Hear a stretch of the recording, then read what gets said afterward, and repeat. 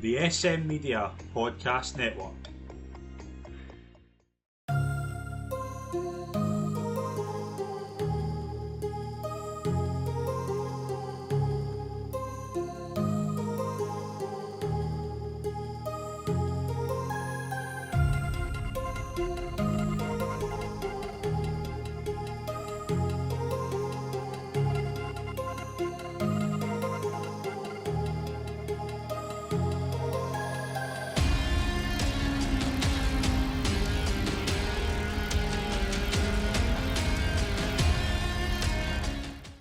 Hi, folks, and welcome to the latest episode of the 80 right here on SM Media. I'm Scott McPike. It is always a pleasure to be your host, as always, as we take a look at what has been a busy week in the West region, where a lot of busy games, 5 leagues full of dramatic action. The leagues are beginning to come to a close. It is a delight to welcome this week's special guest. It is a pleasure to welcome the manager of St Peters, Kenny Henderson. Thank you very much, Scott, and thank you very much for having me on. It's a pleasure, mate. I'm looking forward to this. You've picked a good week because there's a lot going on, not just about the action on the park. There's a lot happening. We'll get your thoughts on that in a wee second. Just before we kind of take a look at what's potentially going to happen with league reconstruction, we touched on it last week. There has been pieces on the channel about it. We've talked about it in the Easter Scotland show as well. We will touch on it. We will get thoughts on the new proposal. But starting obviously at St Peters, like when you took the job obviously at the development team and then coming into the first team, it's been a good period of progress at the club as they kind of move into the west of Scotland, and now obviously sitting in eighth, really good league. How would you kind of assess the season this year? I think overall it's probably been a successful season from where we started in the summer, Scott. Okay. I remember tuning in the summer and the predictions would be that St Peters would be the whipping boys of the league after how we finished last season. So it's always nice to not be the whipping boys and be a wee bit better than what teams thought we were going to be. As you were aware, there was a lot of transition through the club, Yeah. through some management and through some committee. And really this season was about being stable. It was about having the right noises come out the club, building a team that you can progress on. There was a lot of players in there that are playing their first years at this level, playing their first year at senior level. And I think it's great credit to my coaching team and the boys themselves that we've had a very, very strong second half of the season. And that bodes really well for looking into next season, Scott. So no, I think overall, from where we were at the start to where we are at the moment, I think on reflection, it's been a pretty positive year on and off the park, I may say. And like obviously off the park as well, have the club kind of been making strides? I know there has been a lot of transition, there's been a lot of change in what's been kind of happening. You've come in and obviously taken the club on and taking the club forward. Like, how have the club kind of improved in the past kind of 12 months from kind of round about 12 months ago? There was a lot of change, there was a lot of public kind of, it was out in the wash what was happening from then to now. How big a difference has there been at the club? I think the biggest difference is probably the silence that you hear on the social media now. The only thing that's coming out is positive things, and we're actually talking about football instead of talking about what's happening off the park instead of on the park. So I think the silence is golden in my opinion. Myself, my staff, Paul Mooney, Robert Byron, there's a lot of very, very good people within the club that have stepped up and we've really tried to kick it on. One of the main things we've done is try to re-engage again with the youth setup. Mhm. We've tried to get the youth involved in it. We've been doing youth training. We've had maskets, we've had ball boys, we've had people just coming presenting the match day balls. But getting that kind of core of committee people that are going to give up their time and come on a Saturday and just do basic things like having the flag and being there to welcome a team in. It's been a tough 12 months, but it's been an enjoyable one because you kind of sit back and you think where you were 12 months ago, as you've touched on, to where we are now. And it's night and day. And we're only going to try and build on that and get better. And yeah, it's exciting times ahead. And what about the kind of competitiveness in the league? Like we've seen every year, it just begins to kind of grow as well. And like as you did mention, I think a lot of people did think that St Peters would maybe not be where like I remember St Peters obviously challenging for promotion last season. It's 2 seasons ago, like in the first like Yeah. one of the first years. So like there's a lot of sides in the league that are looking to rebuild and looking to kind of grow. And St Peters, I think, are in amongst that. I think there's been some really good results, and I think there is a potential there from what I can see. Like, how good, like, is there any kind of results that stick out this season where you've thought we can actually kick on here and really kind of grow for next season? Yeah, the last 10 weeks, we went obviously 8, 9 games unbeaten there. Hmm. And during that period, we beat Knightswood and we beat Royal Albert back to back. Yeah. And that was the kind of two kind of standard results for me when you think we have getting a nucleus of a good team. And it's important that we just build in that. We lost 1-0 on Saturday against Easterhouse. And listen, Easterhouse are sitting fourth place. They could be get up themselves if Clydebank managed to get through the playoffs. So they're a very good side. There's no shame in losing in that. But I think if we look at the performances in a whole from the first time we played teams to when we've played them this time, there's been that gradual improvement. We're either matching them. Easterhouse beat us 4-0 the last time. We just lost out narrowly 1-0 at the weekend. But Hmm. beating the likes of Knightswood, the likes of Royal Albert, it gives the boys a great belief that we can go and we can actually mix it with the best in the league and match them, and not just match them, but actually go out there and play football, stand toe to toe with them, and come out and get the 3 points. So we've got to take great belief in that, and we just need to keep on building. And like young players as well that are coming through. Like there's a good spread of players in the squad as well. Like Max Devine's obviously chipped in with a few goals. Like Chris Littler's somebody that's caught my eye as well. There's some good talent in the side. Like how important is it kind of building that nucleus, getting them experience, and then like seeing where they go from there? I think this season was always going to be a season of not one that it was a season of just getting the boys the experience, as you say. When you've got 90% of your squad that are playing senior football, and boys like Max, Craig Bell, Ewan McLean, Lewis Kenmore, the list goes on and on and on. As the season's gone on, we've tried to add wee bits of Bob Seary experience. Chris's experience has been vital in the dressing room, in and around the boys in the dressing room. And it's just trying to get maybe another 2 or 3 of their players in beside the young boys next season again. It's great that we've got all the boys committed again to next season and hopefully 1 or 2 that will come in and help add to that squad. Yeah. But I think after that, this year was about getting experience. We've got a very tough run, and if we could stay in the top 8, I think it'd be a fantastic achievement. And then certainly next season, we're looking to build on that. But as you say, there's so many teams in there that are they'll have the same ambition as us. We want to be up there in the promotion places next season, and there'll be other teams will be thinking the same thing as myself. Yep, absolutely. We'll get your thoughts in the fourth division later on when we cover the action over the weekend. We did say we were going to cover it. A lot of people are eager to hear what's happening. League reconstruction has taken a further step where the West of Scotland actually put forward a proposal which was very similar to the Lowland League proposal. The difference being the Lowland League would be removed entirely, and it would be the East and the West that would replace the Lowland League in Tier 5. Still the same process with the clubs coming up.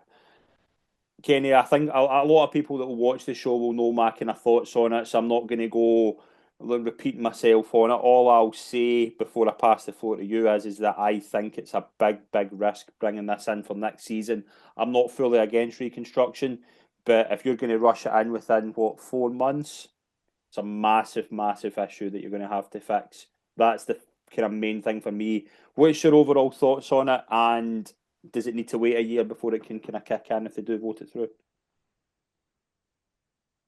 I think first and foremost, I think waiting a year would be the sensible thing. I don't know how we can reconstruct the amount of teams that would have to move up and down, settle the divisions, potentially bring in new teams to the West of Scotland, have them vetted, make sure that they're ready, and then all of a sudden do away with the Lowland League and you've got an additional South and East. I just think it's too messy, it's too quick, it's too much, and I think both your opinion and my opinion are shared on that point. In terms of reconstruction as a whole, I think for the pyramid of Scottish football and trying to bleed new teams into possibly into the Lowland and maybe into the second division, it's always a good thing. For years there was always the same kind of the East Stirlings, the same teams finishing bottom of the league in second division, and there was no consequences for them. Mhm. but when you see teams like Cove Rangers and Edinburgh City and the impact that these teams have had for they moved into the Yeah, professional game, and you've got giants like East Kilbride, EKFC sitting there potentially looking to get in. You've got Brora Rangers. So the pathways prove that by bringing these teams in, it is making Scottish football better in the long run. I just don't think we need to rush into doing anything silly. I think it should be planned out properly, put it out, get it right, make sure it's right for everybody, and then it's a smooth process instead of rushing. I just feel it's a wee bit rushed, and if we can take our time and implement the proper things, then I think it's only going to be good for the game. yeah. Like the issue is if you put it through the now, I don't see this current proposal going through for the simple reason that I don't think the Lowland League clubs are going to vote themselves basically to three up, three down every year because a lot of the clubs who have kind of kept themselves in the leagues won't want to be in that position because we've seen in the past, really Edinburgh Uni, Vale leaving, they don't come back up. It's very hard for them to come back up. Even the clubs coming down for the SPFL, it's only really Brecon who, let's be honest, are the kind of main winners of this. They're the main, well, not the main winners, but they're the ones that is being reconstructed to suit the most. It was their idea, from what I've been told. It was all done to suit them, getting them into the East Yeah. and trying. A lot of the Midlands League clubs obviously want to try and get the license, but they don't want to get into the Highland League. I understand why. Like I can see it being a positive. Don't get me wrong, but I think like Clydebank being a perfect example of this, and I know a lot of Clydebank fans will watch this. They the amount of relief and the amount of like gratitude and the amount of eagerness they were to win the title and push for promotion. They've won the title. That's the kind of heart that the first bit done of the getting back to where they want to be, which is obviously back to the SPFL, which is where they've been before. If they then win the league, then to be told a couple of weeks later, oh, by the way, you're going to go up anyway, but the clubs you have beaten this season, even two in the division below, they're going to come up with you. You're going to be playing them again, plus a few teams in the Lowland League who are going into that system as well. To me, that's a bit like it doesn't make the title meaningless, but to me, it puts a wee bit of a kind of damp squib on it to a degree because you're then saying, like, I mean, they went on a sensational run this season, but what does that mean if half the teams that beat go up with them? Do you know what I mean? Like, that's the issue to me. And I That think it devalue. I think it devalues probably Clydebank's season, yeah, if I'm being honest. And firstly, congratulations to Gordon. yeah, I remember Clydebank falling out the pyramid there all the years ago. I actually played for Clydebank in the first season back up in Dundalk, and to see them back up there and doing so well is fantastic. But if you're Gordon and your staff and you're Clydebank in the committee, and for what they've went through for the last 23 years, to then just have six, seven teams, and especially two teams for a division below you that are sitting at the bottom of Division 1, that all of a sudden are going to get promoted with them. That's where I personally feel a year's grace to put everything in place. We all know it's going to be a level playing field next season. The teams know what they're going to be playing for. Everybody knows what they're going to be playing for. The health teams get their licence and board, and then it can be done naturally in a competitive way. Instead of just plucking these teams left, right, centre that have got the license to meet the requirements to actually go and make the league up, I think that's where I would be.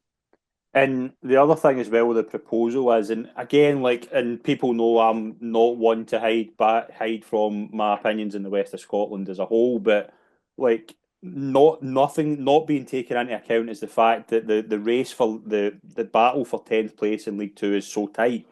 So you could have Forfar, who I'd imagine will want to go into the east if they can. I think they want to avoid the Highland League. So you've then got this issue as if they come down and Brora go up, how do you fix that?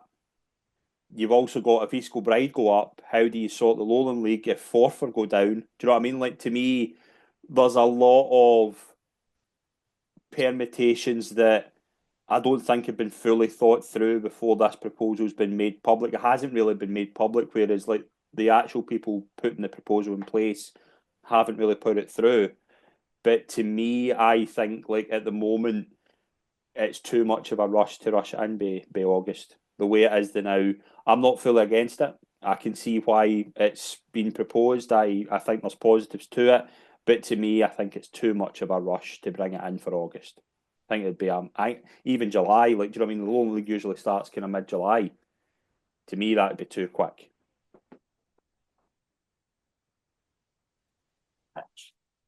The logistics of how they sort it all out, to me, I think we're right in saying it was breaking that came to the table with us. Yeah, It was to make it allegedly fairer for teams that were going to be travelling and put teams more in a regionalised belt. But as you said, if you look at the bottom of the second division, if you like, so the Forfar coming down, what league are they going to get into? The permutations of it, the travel of it, it just seems something that's been rushed together too quick. And I very much like you, I just don't see how we can put it through, have it fully up and running in 4 months' time. yeah. I just think it's too much. The other big issue is, and this again is something that I can see why it isn't something that can be fixed, but the big issue is the regional system. That is the problem. That is you've got 10 teams in League Two who five of them will go to the Highland, five of them will go to the Lowland. But if the Lowland team comes up, it just makes all the bottom team. It just has this effect down below. Like that is the big reason this is happening because it's all regionalised now for obvious reasons. It has to be, and I get that. But it's just every year we're going to be having this thing of like this. It's not going to be just a case of oh, the bottom team goes down, winners go up, which is the way it should be. That's the way football should work. A pyramid system should work. You're going to be having this every single year. This permutations of where are they going to go? What's going to Yeah. happen if they go up? And to me, it's just like I mean, try to follow football's hard enough, particularly at this level where the leagues are so tight. To then have that at the end as well, it's just to me like we're just going to fry our heads. And it is. It's I it's think that it's that simple. Like to me, there's no easy way to fix this. But it seems to me like there's no like way there's no way of making everybody happy. Like there's not, no. or we would have it. We would have it, and I think obviously you've got. I mean, for the West of Scotland, for example, we regionalised that, and then we went to the conferences, and then we went the pyramid up to the Lowland League, and it made a system that was working there. And then all Yeah, of a sudden, we're just going to rip that up. We're going to start all over again, and as you say, so you get it right for year one, but as soon as these three teams start coming in, you start moving them about leagues. Does that mean aye, that another league has to accommodate an extra team to make yes. up the numbers? It just sounds too messy. It's too much too quick. I think reconstruction for what we spoke about or what we touched on before with the teams that are moving into the Lowland League and moving into the SPFL is a positive thing. But I think we need to make sure that we've got a formula that it's not going to be right for just 1 year. It's going to be right for the next 10 years. Yeah. So that when these things happen, that teams just fall into a league and your travel is your travel and we accept that. The one other thing as well, like, and again, we could probably do a whole pod on this, and we're not going to because there's been a lot of other pods that have done really well with it. They've a lot of people have an opinion, and rightly so, and they're entitled to express it. And a lot of people are being really good with it the way they're talking about it. The one thing that I think is the problem is you've got a lot of clubs. Let's use Troon as a perfect example of this. Troon have had a marvelous season this year, right? Unbelievable season. Deserve if eight or 7 or 8 clubs are going into a better league, Troon should be able to have that opportunity for reasons that they cannot help. They cannot go up. Okay, so now we're basically saying your season's been meaningless because, and no disrespect to Darvel or Benburn, but teams who have been 40 points behind them are going to go above them in the table in the pyramid if this is the way it goes. And, And I'm not being disrespectful to those clubs that are going up. They've done really well to get the no, license. But it's to me that's a bit like, and I hate using it. I hate using the phrase. There's no sporting integrity in that, and that's another problem where you've got these licenses where you need to jump through so many hoops to then be told, "Oh, you need to do this, you need to do that." But we're going to just promote these teams above you because they've done a wee bit better than you. They can. Troon can't get their license for a particular reason. We know that. B, they're the same. I don't think St Cadoc's and Drumchapel. I don't know, but somebody can correct me. Like Johnson Borough, obviously as well. I think there's certain issues that they can't get a license at the moment. I think they're doing a lot to try and fix it, but they clubs shouldn't be punished for not being able to do that. Like to me, and No, and I to think me that's that's all wrong. and I think you used the magic word, sporting integrity. If you're going to get And I hate promoted, using it that should word. I hate be using that something word. that but it should be something that Yeah. you've deserved. Instead of just being given a golden ticket, it should be something you've deserved. And you're right, no disrespect to your Darwells, who are fantastic clubs, but teams like Troon would suffer if this was to happen this season. Mhm. And you mentioned Johnson Borough. I know there's plans to get floodlights into Johnson Borough and things like that to make their ground a wee bit better so that they can then get their licence. But it's there's just so many permutations. It's so messy. And as you say, we could sit here and talk for hours and hours about different things and different reasons, but I think we just need to sit back and wait and see what's actually going to come out. Yeah, I think there'll be a lot to come of it in the next couple of weeks as well. We'll try our best to keep on top of it. And we'll move into talking about the action over the weekend. We'll start in the Premier Division. The run of 25 games came to an end. Clydebank were well beaten, actually, 3-0 at home to Largs. Largs, obviously, in another marvellous season under Stuart Davidson, going for the cup final as well against Auchinleck, who also beat Gart Cairn. So those two sides in particular, they're in a kind of they're desperate to get a bit of confidence ahead of their cup final, which I think next 2 weeks. So two away wins for them, and the Clydebank run comes to an end. I think maybe too many celebrations just before the lads game might have caught up with them, too many late nights. Listen, Army's done a tremendous job at Largs for a a number of years. It's a fantastic result for them before their Scottish Cup game with Johnson Borough on Saturday. And from what I've heard, they were fully deserved 3-0 winners. But Clydebank, 25 games unbeaten. What a sensational season. Yeah, no, it's Clydebank obviously deserving champions. Like one defeat doesn't change the heroics that Moff's had at his club. Well, hopefully Moff will be able to kind of talk to us in the next couple of weeks once the kind of celebrations have kicked in and heading into their kind of pyramid playoff. As things stand at the moment, they are going to be in a pyramid playoff. Johnson Borough, they won 2-1 at home at Hurlford. They're in second. Troon were beaten 2-1 at home by Glenafton. I think Glenafton as well at the start of the season, difficult position they were in. I know I tipped them to be relegated. I know a lot of people close to where I am didn't like that, but I'm happy to admit I'm totally wrong because I think they're home and dry now. I think they're safe. I think they're guaranteed to stay up. And I think Paul Payton's done a No. really good job to come in. I think Paul deserves a lot of credit because he can have come on under a wee bit of shadow for what happened in the medal, but he's been about his business quietly, and he's picked up a lot of big results, especially at the business end of the table, the business end of the season. So no, I think when after looking at the table there, they're home and dry, they're sitting nice 10th position, and I think if you gave any Glenafton fan that in the summer, they're probably biting your hand off for it. Yeah, no, they absolutely would have. Obviously, Glenafton in 10th place. Bede as well. Sean Dillon's come in, taking over from Chris Strain. I think without, like, obviously being away for a bit as well, he's brought a wee continuity there as well. And Bede will be looking like this is a really good kind of situation for Sean to get some games in, get to know the players again, and go at it next season because we know for a fact they've got a really good squad and they can kick on. They can go back to where they were. A tremendous job and limited budget there for 2 years. But I think you've touched on what he has left is a very, very good young squad that I'm sure he'll come in and build in that. He's got a few games to put his own ideas, his own thoughts, implement his own stuff, and I'm sure you'll see them kick on and pick up some more points before the end of the season. Yep, absolutely. Down at the kind of bottom end of the table as well. Big win for Benbourg, winning 1-0 away at Pollock. McDonald with a goal for them takes them out of the relegation zone. And looking at that kind of bottom end of the table as well, like Benburb play Darvel twice between now and the end of the season. Those games could be pivotal. Shots, I think, a big point for them. 3-3 at Cumnock.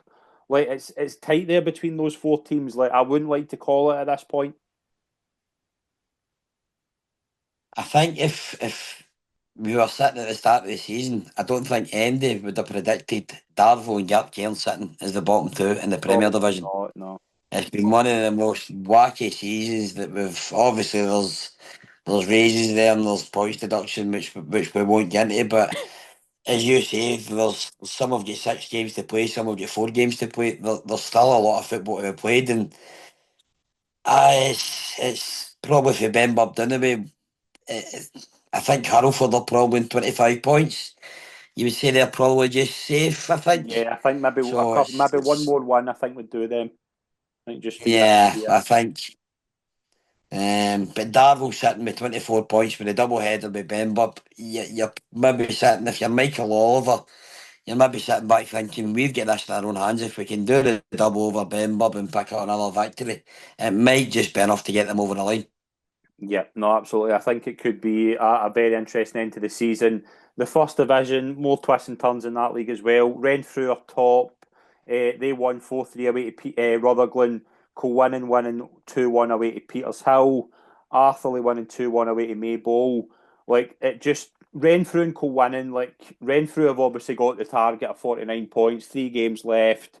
They'll be looking like I think if Renfrew were to go up, I think it'd be I think Jimmy Quigley deserves unbelievable credit. I think he deserves it anyway because maybe some are going to laugh, and I know a lot. I know I certainly was thinking that I don't see how they're going to stay up, but I mean they've certainly proved me wrong. Second top goal scorers in the league, marvelous season they've had.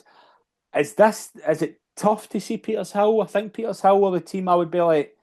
I don't see them being able to get there now after that. I think they had to win on Saturday against Colwynnon to have a Yeah, real chance with the games in hand below them. And Arthurlie have obviously still got a lot to play. Like to me, like they're the ones at the kind of out the seven. I would say I think they're probably seventh in my list. I think to go up now. it's far away. Yeah, Firstly, on Renfrew, I mean, we get on share with Renfrew, obviously, I mhm, see Jimmy all the time. Jimmy said the season of his life. yeah, I think I said to Jimmy, if he wins promotion, he should get the freedom in the town, never mind anything else. yeah, But no, when you're looking at the league, Arthur with the games in hand, I think people would rather be sitting with the points on the table at the moment than games in hand. yeah. Is still, but I think after that, then Petershill's result on Saturday's probably just the one that's going to knock the stuffing at them and probably just see them spend another season in the first division. But aye, it's so tight up there when you look at it. There's 5 points between second and third. Obviously, we're going to have got a game in hand, and then Arthur have got 7 games in hand over Renfrew up at the top to go on and push on and win it. So I fully expect Arthur to Arthurlie go play and win it. Colwynnon tomorrow night.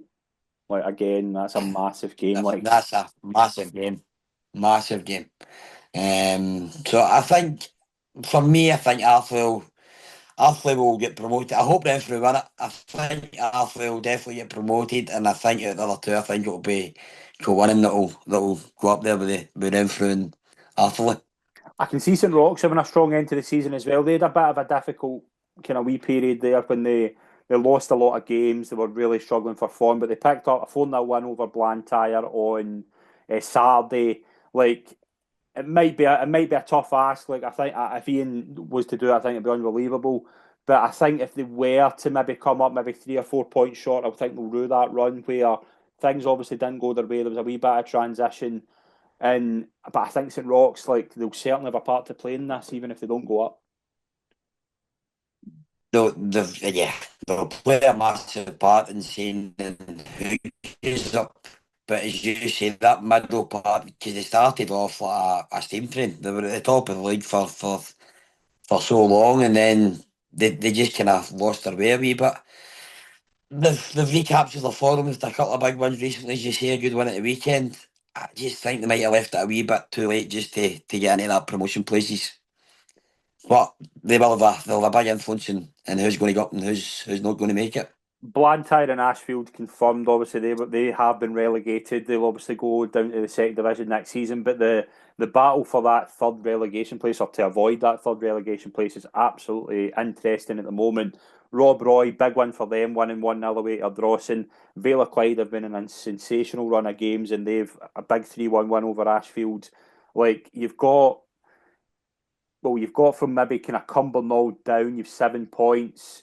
Like Kilburn have got games in hand. Like it's shaping up between 8th to 14th to be a real interesting end to that season, and you couldn't call it. I know this league, we say that every week, but there's so many games. Like you look even in at the weekend, like Vale of Clyde obviously play Rutherglen, Cumbernauld play St Rochs, like Kilburn play Thornywood. Like it's difficult for these sides to get points, but you wouldn't rule it out based on how tough this league is.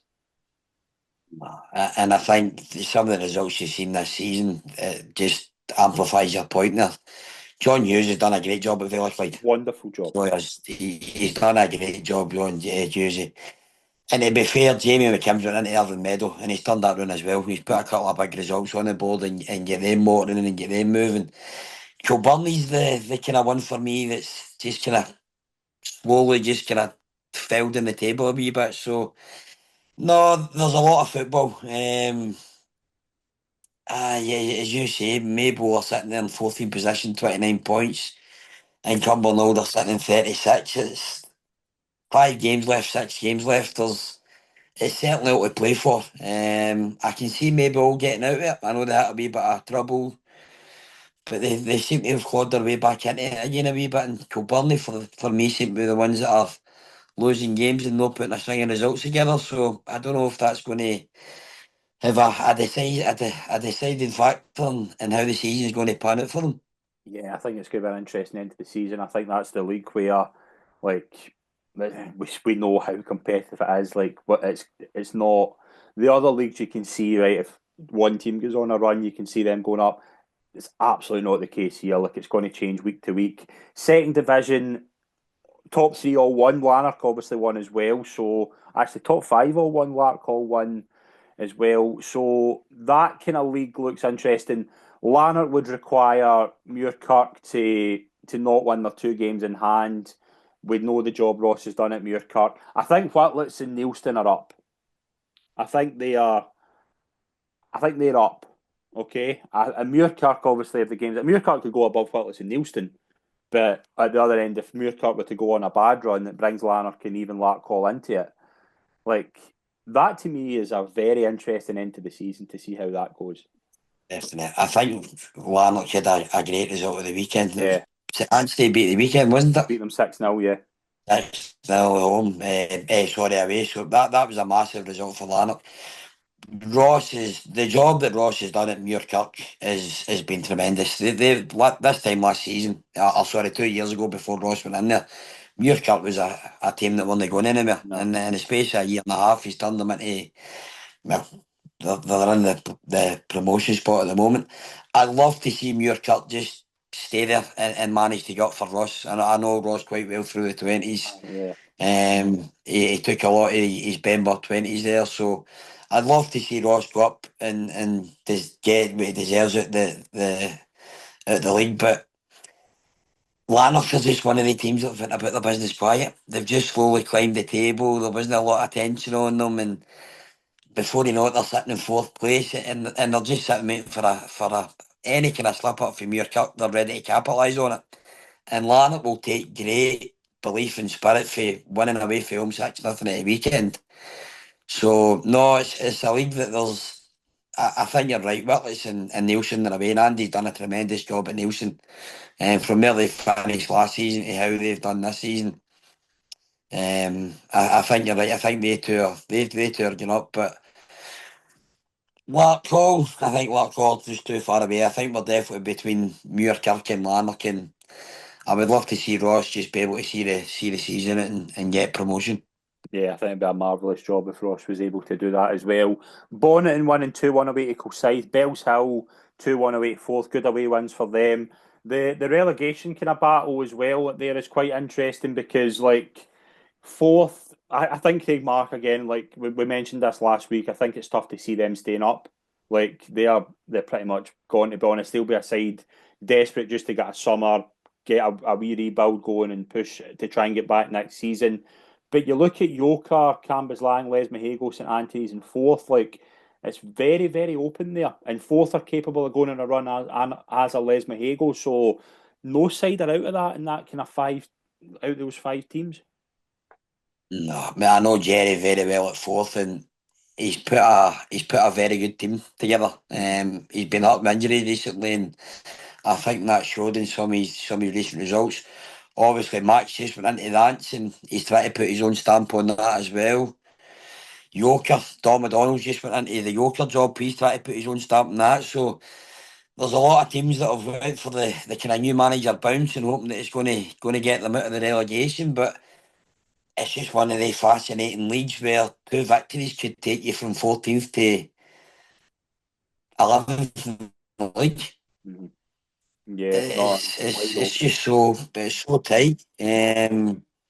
I think Cali Local sitting in 10th will be absolutely fine, Yeah, but I think certainly Yorker, Cambuslang Rangers, Les Mahago, but it's an interesting running. The only thing that you're looking at fourth when you're looking at Les Mahago, they've played three less games than everybody else. They've got yeah. 7 games left. Mm-hmm. So they're probably feeling a wee bit better in themselves that they've got their games left to go and play. And I'm sure Mark will know he'll be wanting to get a decent result on Saturday and banish Saturday's result away from him. Yeah, no, absolutely. But I think the second division's interesting as well. Thorn Athletic needed to, well, if they had won, I think they'd have been up on Saturday, but they were roundly beaten 4-0 at home by Kilsyth Athletic, who have been incredible this season. They won 4-0. They're in second place. Greenock won 4-1 away to Perthshire. Threave won 3-2 away at Dalry. Ardere won 4-2 at home at Glasgow United. So first obviously get beat 4-0, but second to fifth win wide open. Three we've got the games in hand. That's shaping up as well to be an interesting little fight for promotion. I think Thorn are home and hose. We said that to David last week. I think they're home and hose, but it's who gets those other two places, and it's wide open. Yeah. I think first and foremost, what a job David's done for he took over. Yeah, wonderful. The boy going away to Australia. The continuity of that club, the way they get their own way ground, it's a fantastic wee club. It's going places. It's one of the ones that have took the best by storm. They've done it in the right way with the youth set up and their own ground in their 20s and their first team. Bailey's done a tremendous job at Kilsyth. He'll be a big miss to them at the end of the season. Bailey's stepping down. Again, Flemmy, another boy I know well. They kind of took a wee dip, but it's nice to see him the last couple of weeks to himself back into third. And obviously, Sean had a bad result. Was it last week, I think? And then he's bounced back this week. So it's so interesting. It's so tight. Again, it's a league where you're only talking a couple of points between 2, 3 spaces. So it's an exciting running, that's for sure. Yeah, no, I think it's hard to call as well. Three have got the games in hand. There's games obviously at the weekend that will be interesting. That we'll cover later on. Side play Ardere as well, so that could be huge in the kind of battle for that. Ward and Girvan as well. Big result for them, winning 5-1 away at Lugar. Lugar obviously having kind of managerial changes at the moment as well. But I think Girvan needed that result, and I think it is a big step forward for them to try and just secure their place and kick on for next season. I think Dean's done really well there. I think he deserves a lot of credit. I think he deserves massive credit. That's a massive result for them at the weekend, regardless of whether you're going through a new manager. It's a hard place to go and to come away with a 4-1 victory.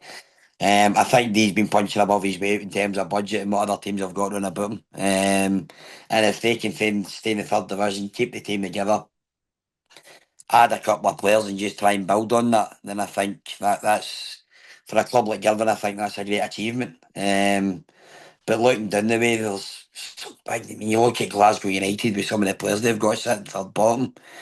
It's a crazy league. Obviously, they've got Vix down there. Wishaw, I think Wishaw are gone. Yeah, I think so. Yeah. Wishaw are gone. Obviously, Glasgow United have got the games in hand. Yeah, well, even good It's result for them, winning 3-1 against Wishaw as well. Like they needed that as well. Like they go above Glasgow yes, United now. it's just glad you're just thinking Glasgow United, the players they've got, the likes of Templeton and Goodwillie, and the fact they've got they've got 9 games left compared to everybody else. You can see them just going picking up 3, 6, 9 points and just getting themselves to safety with that kind of quality they've got in their team. But it's certainly a tight wee bottom half of the table. Glasgow United's final 4 games are at home, which I think could be quite interesting there. Vix, I think, are Yeah, in a good run. I don't think they played at the weekend. From what I see, I think they, no, they never. yeah. So, like again, it kind of leaves that open as well. Some good games at the weekend. This coming, which we'll talk about. Into the fourth division, Port Glasgow are back at the clinched promotion. Congratulations to Tam Jameson and his side there. Straight promotion for them back up where they came from last season, and I'd imagine you'll say they're fully deserving. But yeah, I was as soon as I heard the result, one of the first thing I did was text him to congratulate him. He's a great guy. He's built a tremendous team. Um, one of the one of the most pleasing teams to watch on the eye. So that it's not a traditional Port team that I maybe played against 20 years ago. They like to get the ball down, they knock it about, they play off the angles. I can't remember the wee boy's name. They've got a boy in the middle of the park. I call him the Port Messi. The wee boy's just unbelievable. Yeah. But Tam's done a great job and between him and Michael, two teams have been brilliant this season. And it will be fascinating to see the last 4 games to see who goes up there as champions, because I know the two of them will be desperate to seal that title. It looks to be very much well. Who would you say is in the but like Kello obviously are in the driving seat for third.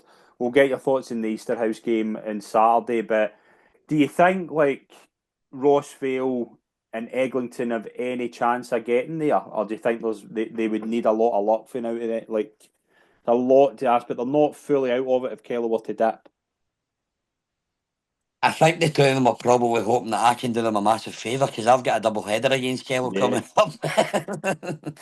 um, eh, I've got a lot of time for Josh. Josh is one of the guys I speak to probably more than any other manager in the league. I would love to see Josh go up. His brand of football that Josh plays. Eglinton, I've got a lot of time for Robert and the boys behind the scenes and the manager. It's two brilliant clubs that I would love to see go up there. I just think they'll be kicking themselves with some of the points that they've got, especially Josh recently, with some of the defeats that they've picked up in the last couple of weeks. Um, Easterhouse, Andy's done a great job there. They've done a double over us this season. I just think Kello, I, I just can't see past them. I don't think. I've yet to play them. Might be playing them in a couple of weeks, but I think it's Kello's to lose rather than MD's than MD else's to go and grab it. I think Kello are firmly in the driving seat with the 2 games in hand, and I think they will take that third spot, if I'm being honest. We obviously St Peter's lost 1-0 at home to Easterhouse. What do you make of Easterhouse? And like they are obviously the team that we'll be hoping you can do them a wee favour with Kello. Like, were you impressed with them on Saturday? Easterhouse they've got some very good players. They're just a very well organised team. Andy's got them well drilled. They press well. They're in your faces. They're picking up the second balls. They're not afraid to scrap it. They're just a typical busy team. So no, the Easterhouse will be. They'll just keep picking up results and keep motoring along. They've had a fantastic season. It was Saturday was a scrappy game. It was. I think if you're a neutral, it might have put you to sleep. It was a game of few chances. There wasn't any great flowing football. I don't think either keeper had anything significant to do. Easterhouse managed to get a breakaway. We never cleared the ball well. They got a lovely ball in behind the defence. We boys finished it. We've missed a couple of glaring chances for crosses, set pieces, with headers, but it was one of the games where you knew the first goal was probably going to win it, and it turned out to be like that. But I think whatever happens with Easterhouse this season, with Andy in his first season there, he's done a fantastic job. And again, they'll be like me and several other teams in that league. They'll want to be kicking on again next season if they can't get themselves up and make sure they're there or thereabouts next season. Yep. And just looking at kind of other sides in the league as well, who kind of like I want to get your thoughts on and just see if there's any that maybe are worth like next season when they get a rebuild. Them St Peters, I think, are going to be top of that list. West Park, I think, are a side that can kick on. They've had a good run recently. I think Giffnock, I think John Delgan, and there's a massive appointment. I think he's doing well. Saltcoats, East Kilbride Thistle, Newmains and Royal Albert similar as well. Like Kaluk, a lot of good sides in there, and all it takes is finding the right formula, and they could kick on. There's a lot of good sides in that league, and they're only a few players away. The job that Jaide's done for into Giffnock in a short period of time. I think once he he's his own players in there in the summer, I think you'll see Giffnock definitely up there challenging for promotion next season. Obviously, they've just moved into that brand new facility, so they've got everything going for them. West Park, they're a very good team. I was been impressed with West Park this season. Coach started putting a wee run together, and then they've been one of a wee bit like us. They've been up and down and up and down and up and down. But East Kilbride, obviously, with Steely just leaving the other day, that was a bit of a shock. So it'll be interesting to see who goes in to take over for Steely at East Kilbride. Obviously, there's a lot of rumours doing the rounds about who's getting in and what's going to happen. So I spoke to Steely earlier on. It was a bit of a shock hearing that. Yeah, no, absolutely. Yeah, he's done a really good job. Obviously, been a wish him all the best moving forward. Hopefully, he's back in the game soon. Just obviously in terms of kind of moving forward, like in terms of the what's left for particularly for St Peters, 5 games left in the league. You mentioned a double header against Kello. Some good games like Kaluk, Eglinton, like one home game left, so it'll be important to end that season in that winning Uh, with a win. But like 5 games left, like what's your kind of thoughts of just getting the kind of league in and moving on to the summer?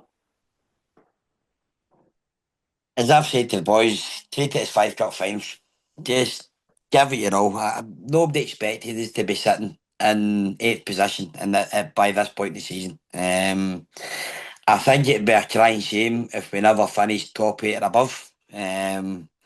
So I think it's important that the boys don't just down tools, treat the remaining games like pre-season games or end of season games with no meaning, and they get there and they make a mark on it, and we try and finish the season with as many points and as strong as possible. It's been a great run we've had so far, but I think you've touched on it. The run in we play Killoot on Saturday, who are 3 points behind us, so it's imperative that we try and bounce back for Saturday's disappointing result and put a wee bit of distance between 8th and ninth. We've got Giffnock that are coming hot on the heels there as well, and see if we can push any further up. It's a very tight league. I think every day on their day is capable of beating every day. Eglinton away will be a great game for us. Obviously, the last day of the season we go to Port, so no, there's a lot to look forward to. As I've said to our boys, we want to finish as high up the season as possible and with as many points as possible, so that we can get into pre-season feeling good about ourselves and no finish the season in a whimper. I think that'd be my main message I would send to the players. Kenny, it's been an absolute pleasure to be on the show, mate. I've thoroughly enjoyed your company tonight, and best of luck for the rest of the season and moving forward at St Peters. Thank you very much, Scott. Top man, mate. Thanks very much to everyone who's tuned in, folks. Take care. Please subscribe to our YouTube and podcast and Patreon channels. And for more West of Scotland content, follow us on social media. Thanks very much, folks. We'll see you all soon.